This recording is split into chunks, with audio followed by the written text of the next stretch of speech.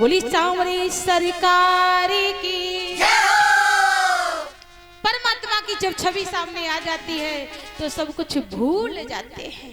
ऐसा भाव जब भक्ति में विभोर होकर के होता है तो फिर कुछ भी सुहाता नहीं है।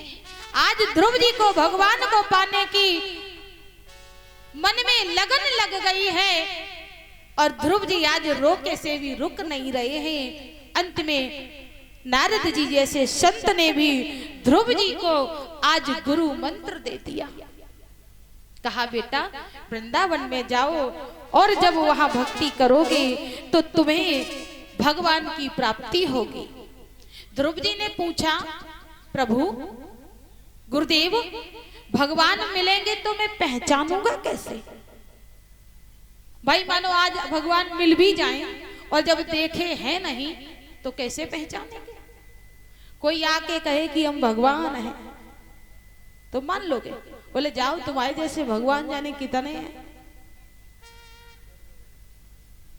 तो भगवान की पहचान क्या है? नारद जी कहते हैं बेटा भगवान की पहचान है, भगवान जब तेरे समक्ष आएंगे बताने लगे हैं कि श्रीवत्स सांकम घनश्यामम पुरुषम वनमालिनम शंख चक्र गदा पद्मैर भिव्यक्त चतुर्भुजम। भगवान की पहचान है बेटा कि भगवान के वक्ष स्थल पर श्री वत्स का चिन्ह है। उनके शरीर सजल जलधर मेघ के समान श्याम वर्ण के हैं और वे परम सुंदर हैं। उनके गले में वनमाला है, 4 भुजाएं हैं, शंख चक्र गदा और पद्म शोभायमान हो रहे हैं। ऐसे उन भगवान की छवि है। और कहा किरीटिनम कुंडलनम केयूर वलयान्वितम कौस्तुभाभरण ग्रीवम पीत कौशेयवाशम। बेटा उनके अंग प्रत्यंग किरीट है, कुंडल केयूर मछली के आकार के कुंडल हैं उनके, जिन्हें मकराकृत कुंडल बोलते हैं। गले में हार है और सुंदर सुंदर आभूषण उनके वक्ष स्थल पर शोभायमान है। कौस्तुभ मणि उनके गले में पड़ी हुई है जो अत्यंत दिव्यमान है। पीला पीतांबर धारण किया है और उस मणि के प्रकाश से भगवान के आभूषण जगमगा रहे होंगे। ये भगवान की ऐसा सुंदर चित्र है, ऐसी सुंदर छवि है। और जो भी भगवान की मन से पूजा करता है, देखिए मानस पूजा को भी उत्तम बताया गया है। सब पूजा उत्तम है लेकिन मानस पूजा का क्या कहना। व्यक्ति शरीर से हाथों से तो पूजा करते हैं पर मन से पूजा करना बड़ा कठिन कार्य है। आपने देखा होगा आचार्य जी पूजन करा रहे हैं, उन्होंने कहा पवित्रा पवित्रो वा सर्वावस्थांगतोपवा या स्मृत पुंडीकांक्षा सभ्यांतरः शुचिः। हाथ धुलिए। अब यजमान के हाथों पर जल छोड़ रहे हैं पर यजमान हाँ हाँ ठीक है ठीक है, हाँ हाँ ठीक है ठीक है ठीक है, मन नहीं है। पंडित जी बोले अक्षत उठाओ अक्षतम समर्पयामि। हाँ हाँ हाँ ठीक है चले जाओ, तुम वहां चले जाओ, अक्षत समर्पयामि। तो शरीर से तो पूजा हो जाती है पर मन से पूजा करना बड़ा कठिन कार्य है। और पर मानसिक शरीर से पूजा करने में दाम खर्च होता है पर मानसिक पूजा में एक ढेला भी नहीं लगता। एक बहुत ही कंजूस व्यक्ति थे, उन्होंने कहा कि ऐसी कोई पूजा बताओ महाराज जिसमें 1 रुपया खर्च ना होता।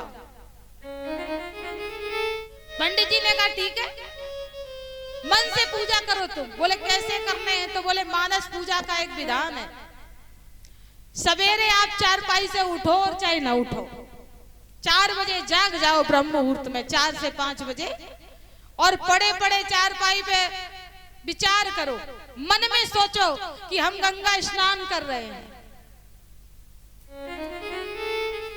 मन में विचार करो कि हम गंगा स्नान कर रहे हैं, और गंगा स्नान करने के बाद में फिर ठाकुर जी को स्नान करा रहे हैं। फिर उनका सोने का सिंहासन मन में ही सोचना है, हकीकत में कुछ नहीं है। सोने के सिंहासन को साफ करके गंगा जल छिड़क के शुद्ध आसन बिछा करके रेशमी, और भगवान को उस आसन पर आसीन करा रहे हैं। सोने का मुकुट भगवान के मस्तक पर बांध रहे हैं, मड़ियों की माला पहना रहे। सब सोचना ही तो है, मन में से ही तो करना है। और उसके बाद में भगवान को सुंदर माखन मिश्री का भोग लगा रहे हैं। ऐसा विचार करो तुम सुबह, और बस हो गई पूजा। बोले इससे उद्धार हो जाएगा, बोले कि बिल्कुल हो जाएगा, मन से तो करोगे। और जब ये कोई काम मन से ही करना है तो सारा मन भगवान में लगाना पड़ेगा। और मन, क्योंकि हाथ से तो कर नहीं रहे हो, मन से कर रहे हो, तो संपूर्ण जगह से, घर परिवार रिश्ते नातों से मन हट करके सीधा केवल परमात्मा के चरणों में केंद्रित रहेगा। सेठ जी ने पूजा प्रारंभ कर दी। अब तो सेठ जी रोज ब्रह्म मुहूर्त में जाग जाएं, और बस वही उनकी दिनचर्या हो गई। पड़े पड़े चारपाई पे बोले अब हम गंगा स्नान कर रहे हैं, अब हम ठाकुर जी को जगा रहे हैं, अब हम ठाकुर जी का सोने का सिंहासन लगा रहे हैं। ऐसे रोज पूजा करने लगे। एक दिन क्या हुआ कि दूध जो ठाकुर जी को दे रहे थे उसमें सेठ जी मुट्ठी से ऐसे चीनी डाल रहे थे, तो सोचा कि काम हाथ में भिड़ाएंगे तो लाओ डब्बा से ही डालने, जो भी छोटी सी डिबिया में चीनी रखी थी। तो सेठ जी ऐसे हिला करके डालने लगे, तब तक हाथ कांप गया, तो चीनी जो गिलास में डाल रहे थे वो आधा गिलास हो गई, दूध छलक गया। सेठ जी बोले चीनी ज्यादा पड़ गई, तो सेठ जी चम्मच से चीनी को निकालने लगे। भगवान प्रकट हो गए और भगवान ने हाथ पकड़ लिया। बोले तेरे बाप का क्या जा रहा है, मन से ही तो दे रहा था, उसमें से भी चीनी निकाल ली। तो कहे सच्चा भाव होना चाहिए, मानसिक पूजा से भगवान की प्राप्ति हो जाती है। ध्रुव जी ने कहा गुरुदेव भगवान की छवि का दर्शन आपने बता दिया, आगे क्या करना है? तो कहा जाओ बेटा मैं तुम्हें 12 अक्षर मंत्र देता हूं। ओम नमो भगवती वासुदेवाय मंत्रेणान देवस्य कुर्याद द्रव्यम मयि बुधः सर्प्यान विधिर्धैर्य देवस्य काल विभागवितो। इस 12 अक्षर मंत्र का आप निरंतर जाप करना। और इस ओम नमो भगवते वासुदेवाय मंत्र को ज्यादातर लोग गलत ही बोलते हैं। लोग बोल देते हैं कि ओम नमो भगवते वासुदेवाय नमः, जहां नमः लगा दिया मंत्र खंडित हो गया, क्योंकि नमो शब्द तो उसमें पहले ही है। अगर नमः लगा देंगे तो शब्द बढ़ जाएंगे, है तो केवल 12 अक्षर ही। तो मंत्र सिर्फ है ओम नमो भगवते वासुदेवाय। 12 अक्षर मंत्र लेकर के आज ध्रुव जी वहां से चले जाते हैं। इधर नारद जी उत्तान पास से जाकर के मिले हैं। सांत्वना दी तुम्हारा पुत्र समाज में वो कार्य स्थापित करने जा रहा है जिससे तुम्हारे कुल में कीर्ति मिलेगी, तुम्हें भी नाम मिलेगा और तुम्हारे पुत्र का भी संसार में नाम होगा। ऐसा आश्वासन दिया और उसके बाद में नारद जी वहां से चले जाते हैं।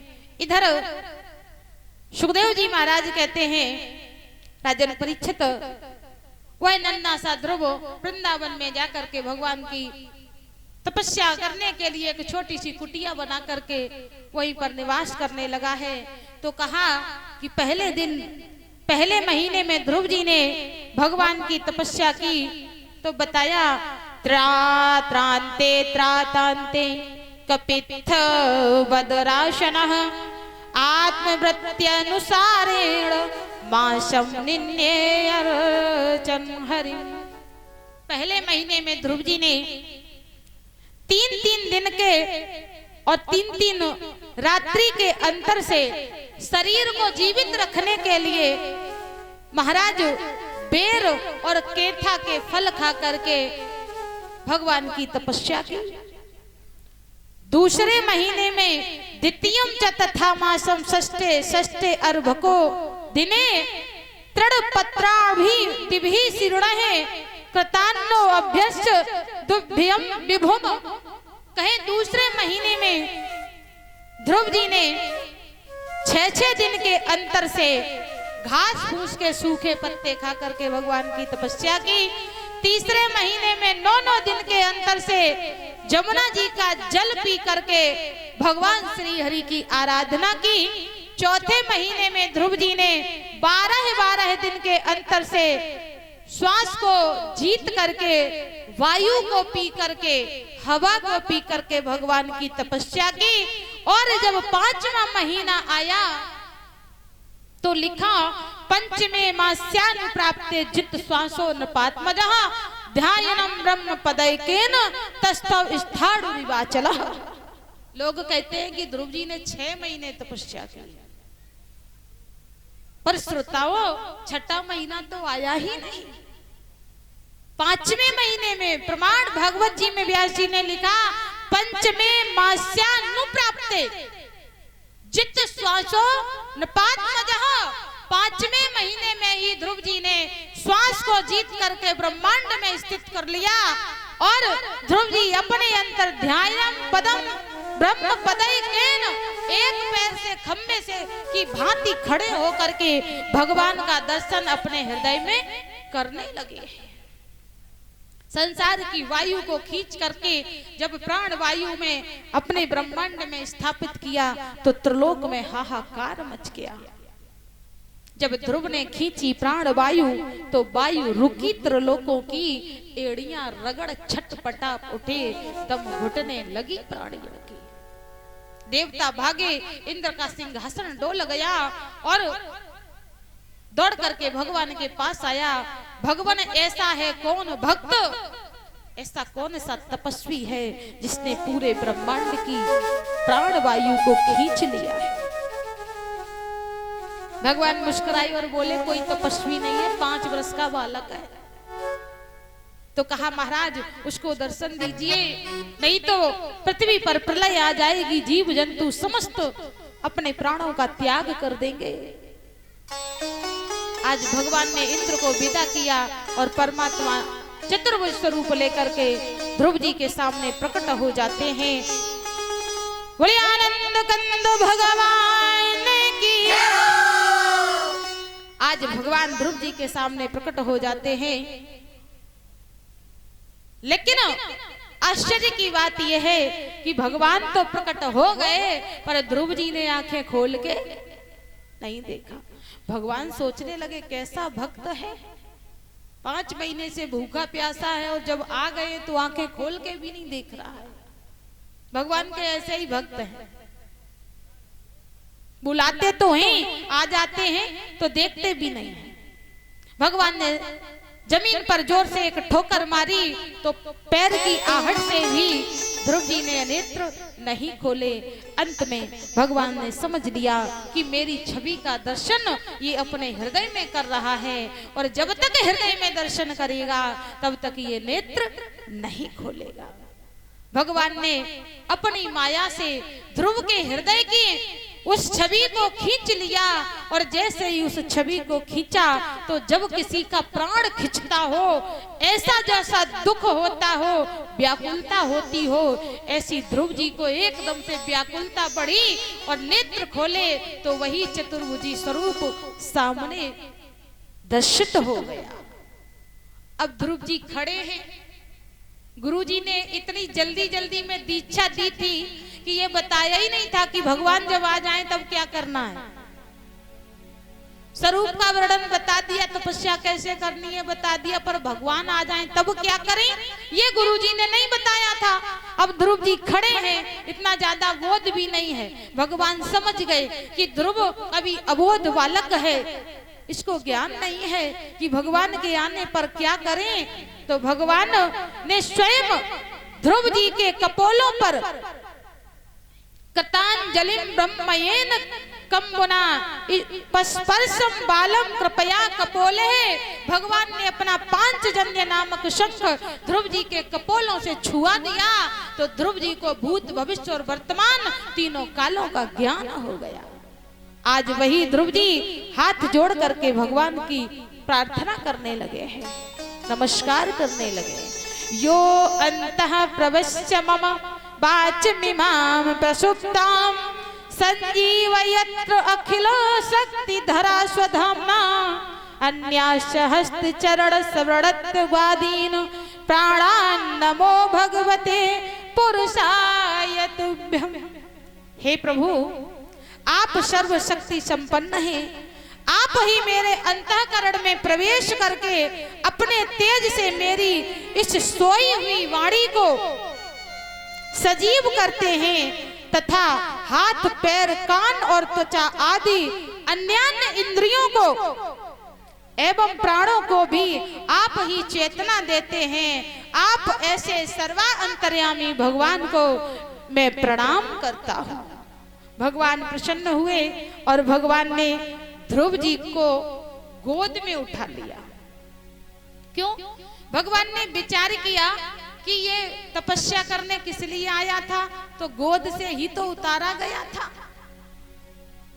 पिता की गोद में बैठने के शौक ने इसको मेरी तपस्या करने पर मजबूर कर दिया। भगवान ने ध्रुव जी को गोद में उठाया, आखिर तो बालक है।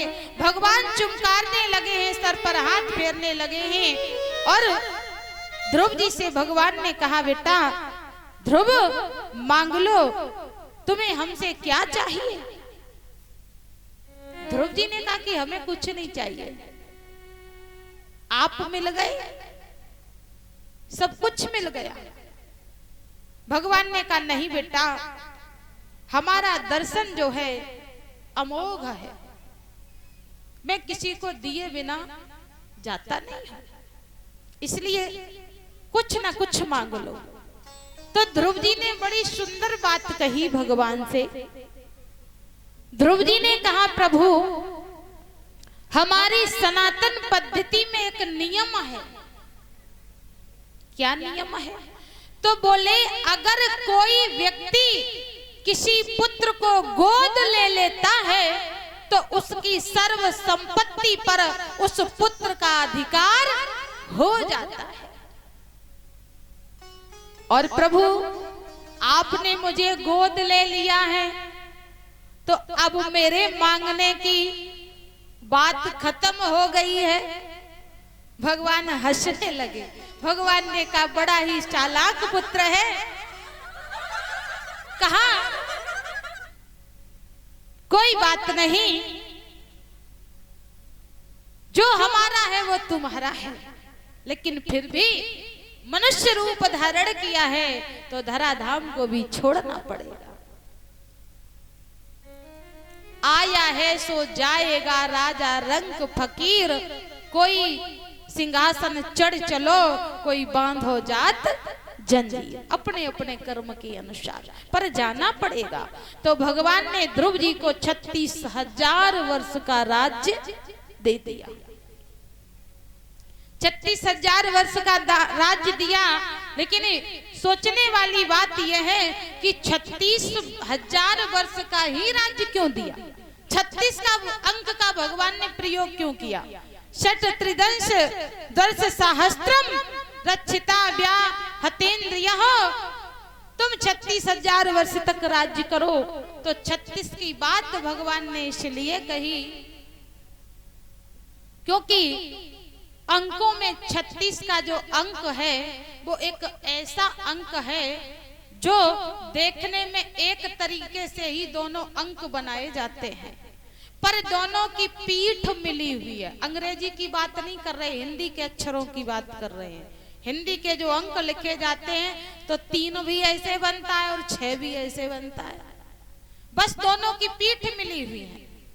तो भगवान संदेश देना चाहते हैं। विद्वान ने लिखा कि जग में रहो 36 हुई, राम चरण 36।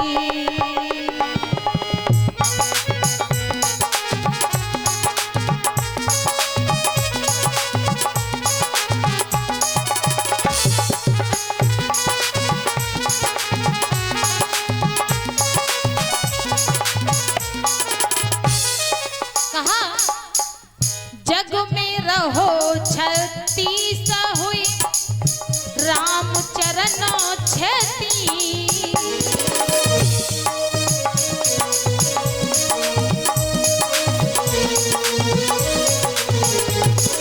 और तुलसी कहा ये मानिए, यह मति मतो प्रवीण।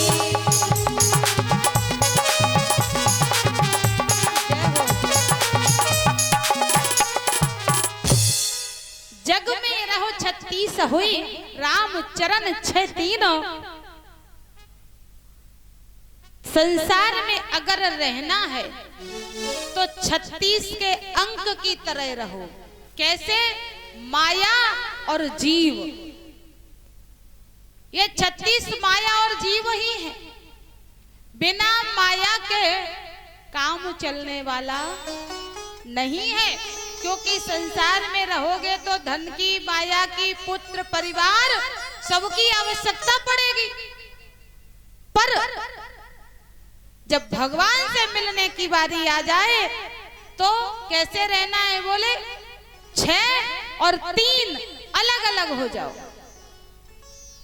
और संसार में रहना है, जब अलग होगे तो केवल 6 और 3 बचोगे, और जब अकेले हो जाओगे तभी परमात्मा की प्राप्ति हो सकती है। परिवार में रहोगे तो माया लिपटेगी और बचना मुश्किल हो जाएगा। जब इस प्रकार से भगवान ने कहा तो सीधी सी बात है, नैया पानी में जाती है तो नैया पानी में जावन दे, पर नैया में पानी आता हो तो नैया में पानी ना आवन दे। नाव तो पानी में ही चलेगी, तो नाव अगर पानी में जाए तो चला जाने दीजिए, पर वही पानी अगर नाव में भरने लगा तो क्या होगा? नाव डूब जाएगी।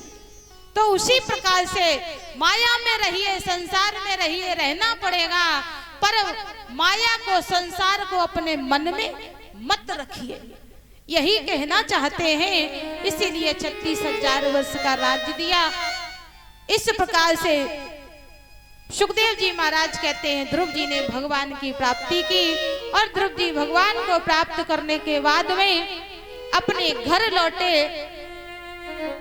महाराज उत्तानपाद ने ध्रुव जी को राजा बनाया, और राजा बनाने के बाद में उत्तम को युवराज बनाया। समय बीतता गया, उत्तम को यक्षों ने मार दिया। ध्रुव जी युद्ध करने के लिए गए तो यक्ष, और ध्रुव जी भगवान के वरदानी हैं, यक्ष भी वरदानी हैं, तो अगर इनमें युद्ध हुआ प्रलय आ जाएगी। इसीलिए भगवान ब्रह्मा ने इस युद्ध को रोकने के लिए मनु महाराज को भेजा। मनु महाराज ने दोनों में सुलह कराई, और सुलह कराने के बाद में ध्रुव जी को यक्षराज ने भक्ति का वरदान दिया। 36,000 वर्ष का राज्य भोगने के बाद में ध्रुव जी हरिद्वार में जाकर के भगवान की तपस्या करने के लिए चले जाते हैं। ध्रुव जी जब तपस्या करने के लिए माता गंगा के किनारे पर बैठे तो माता गंगा के जल से कलकल निनाद हो रहा था और ध्रुव जी के भजन में विघ्न पड़ रहा था। तो ध्रुव जी ने माता गंगा का किनारा छोड़ दिया और जब उठ करके चलने लगे तो माता गंगा ने कहा, बेटा कहाँ जा रहे हो? तो कहा, मैया आपका जो जल बह रहा है इसकी ध्वनि से मेरे भजन में विघ्न पड़ रहा है, इसलिए अब मैं यहाँ भजन नहीं कर सकता। माता गंगा ने कहा, बेटा तेरे जैसा भक्त अगर मेरा द्वार छोड़ करके चला जाएगा तो संसार के लोग फिर इस गंगा के पास नहीं आएंगे, इसलिए आज से तू अपना भजन करो, मेरे जल से आवाज नहीं होगी। अगर आप लोग हरिद्वार गए हो तो वहां पर ध्रुव घाट है, वहां गंगा मैया शांत होकर के बह रही है। बोले वृंदावन बिहारी लाल की जय। ध्रुव जी ने तपस्या की, उसके बाद विमान आया ध्रुव जी को लेने के लिए। नंद और सुनंद पार्षद आए।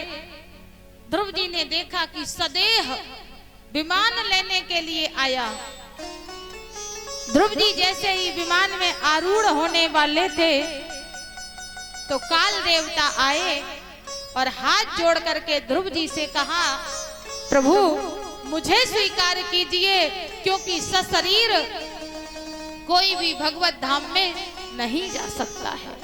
अगर आप जैसा भक्त मुझे स्वीकार नहीं करेगा तो महाराज भगवान की जो सत्ता है, भगवान का जो विधान है वह पलट जाएगा, उसमें विघ्न पड़ जाएगा, इसलिए मुझे स्वीकार कीजिए। तो आज व्यास जी महाराज ने लिखा, तदोत्तान पदः पुत्रो ददर्शांत कमागतम मृत्योर्मूर्धनम पदम दत्वा आरूहो अद्भुतम ग्रहम। आज ध्रुव जी काल के सर पर पांव रख के तब विमान में बैठे हैं, ऐसा कोई भक्त नहीं हुआ है। वैसे तो सबके सर पर काल ही पांव रखता है, कहते हैं ना कि सर पे काल सवार है, तेरे सर पर काल सवार भजन कर बावरिया। लेकिन ध्रुव जी ऐसे भक्त हुए हैं कि ध्रुव जी ने काल के भी सर पर पांव रख दिया और शरीर को छोड़ करके विमान में बैठ करके जब चले तो ध्रुव जी रास्ते में जा रहे थे तो पर ध्रुव जी से भी एक गलती हो गई। ध्रुव जी के मन में विचार आया कि मैं भगवान का अनन्य भक्त हूँ कि आज काल भी मेरे समक्ष हाथ जोड़ के खड़ा था। तो ध्रुव जी के मन में अहम आ गया, और जहां अहंकार आ जाता है वहां पर भगवान अपने धाम में प्रवेश नहीं देते हैं, क्योंकि भगवान का भोजन ही अहंकार है, भगवान गर्वाहारी है। तब तक ध्रुव जी का विमान भगवान के दरवाजे पर पहुंच गया।